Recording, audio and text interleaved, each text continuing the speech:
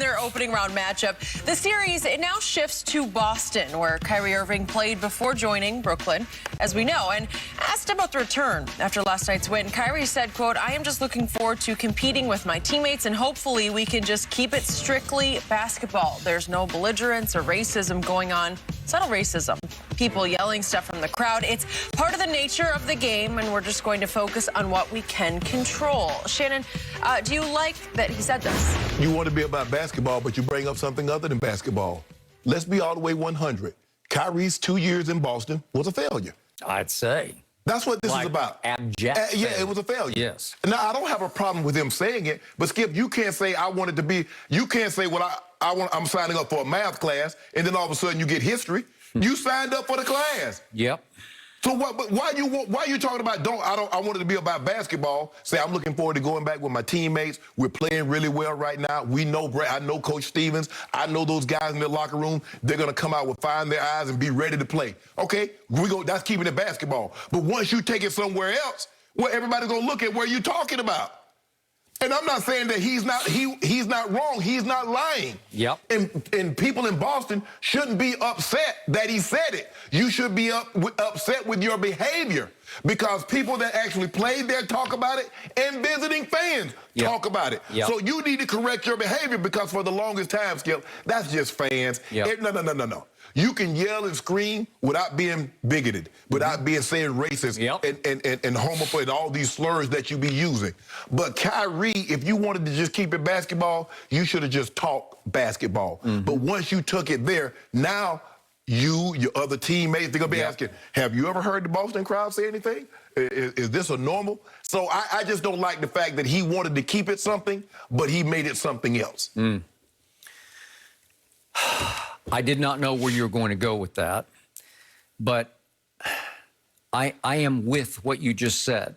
But I want to underscore what you also mentioned, which is Boston does have a racist legacy. Yeah, it has a racist underbelly, if you will. It's there. And if I can go back to the days of Mr. Russell, as in the great Bill Russell, who played for the Celtics from 1956 to 1969, he has said repeatedly, I played for a great organization filled with nothing but good people. Right. But I did not play for those fans, and I did not play for that city, because he heard nothing but racial slurs. Go back to Africa, he heard again and again. And he's underscored that I love the Celtics as an institution. Right. And here's the irony of what Kyrie said. But nothing outside of that building did he love about Boston. Okay, I got it. And by the way, the last Major League Baseball team to integrate was the Boston Red Sox. But here's the irony. Let's keep this in, like you say, context and perspective. Bill Russell was the first black coach in the NBA, because he was a player coach for the last 2 championships in 68 and 69, and there had not been any black coaches in the NBA until he did that. Right. And by the way, the Celtics in 1950 were the first to ever draft a black player named Chuck Cooper. And by the way, on December 26th of 1964, the Boston Celtics were the first NBA franchise to start 5 black players. And for our older viewers, I'm going to run through them. It was Mr. Russell, and it was Willie Knowles, and it was Satch Sanders. Do you remember Satch? And then Sam and I heard Mr. Russell talk about Satch. And Sam and Casey Jones. Sam and Casey Jones, Okay, these are first breakthroughs for the Celtics organization in what many saw as a racist city with racist fans. Okay, So it's a situation where they do the right thing.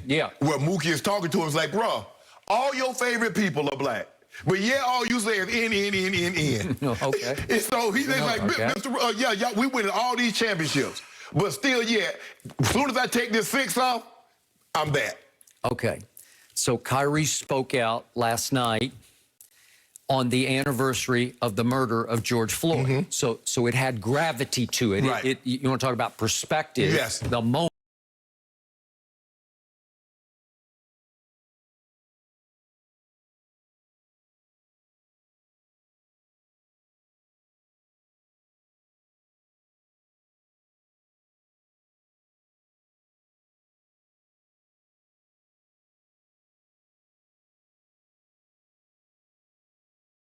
he sees that moment. Right. And I know how deeply it affected Kyrie because he talked about it many, many times. In fact, it so shook him that he wasn't able to play for a while this year, right?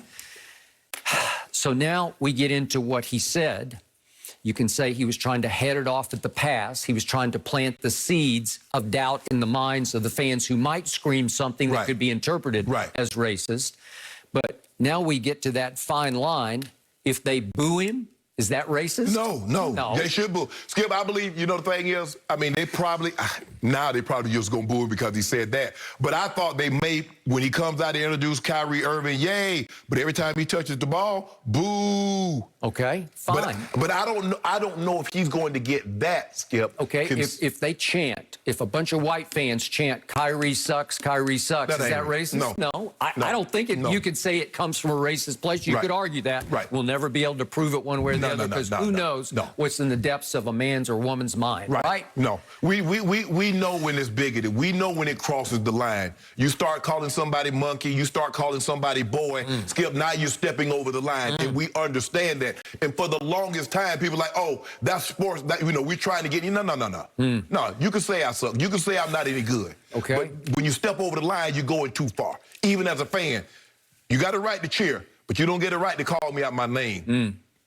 Okay, so let's look at Kyrie's history with the Celtics. He obviously wanted out from under LeBron. He said, trade me, and he got traded to a pretty good team.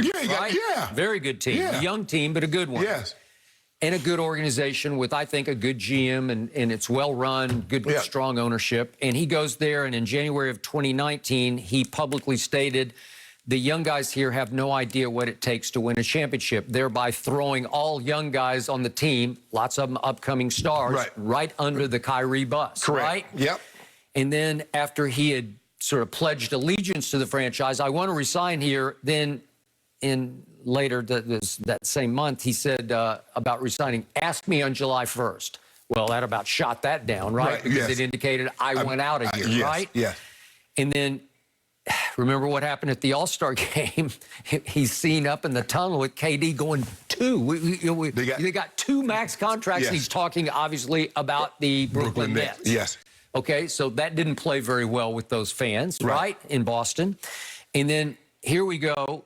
They obviously had lost in the Eastern Conference Finals to LeBron, remember, and it went all 7 games. And guess who wasn't around? Kyrie. Kyrie was hurt because his knee had flared back up, and he had screws in his knees, and he was done for that year. So he wasn't even around, and the youngsters took LeBron all the way to the brink, right? And then he comes back next year, and I think they go out in the first or the second round. Well, they won the first round, but then they went out in 5 to the Bucks. They won the first game. They won by 22. In the last 4 games against the Milwaukee Bucks, Kyrie averaged 14, 4, and 5 with 4 turnovers a game.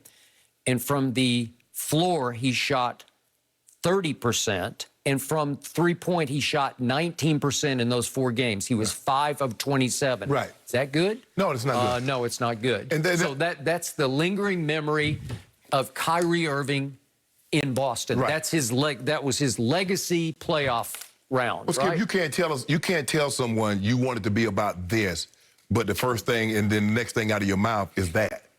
Because now people are going to be talking about this. And I don't know how much focus is going to be on the basketball game. Now, it seems to me the Celtics are overmatched. I don't know. I'd say. I don't think Kyrie had to say anything. And, just watching at this, I just don't know how they ever finish a game inside 15, 20 points of beating the Brooklyn Nets. I just don't see it. They won the first one by 11, the second one last night by 22, and they look like a tour de force to me. Yeah, Skip, I don't have a problem. I mean, because what Kyrie is saying is true. Boston has that history. It's there. But if you want to make it about basketball, you probably want to stick to the topic of basketball. And then if that's something, but like you said, maybe it was the George Floyd, and it was just heavy on his mind. He wanted to get that out there. But you brought attention to something that I don't know if anybody else was going to talk about, especially given this moment. And you brought attention to it. And it's not, I don't know if it's going to be about basketball. Okay. So I have no issue with what he brought up. No, there's too much validity to it. Yeah, it's absolutely. But remember Adam Jones, Skip, with the Orioles. Yet, you are taking the focus off a Nets team that is playing the best basketball of anybody in this postseason tournament, right? Yes. They are playing on both ends of the floor with high IQ and high urgency and energy on both ends. And I cannot believe how these three superstars share the ball on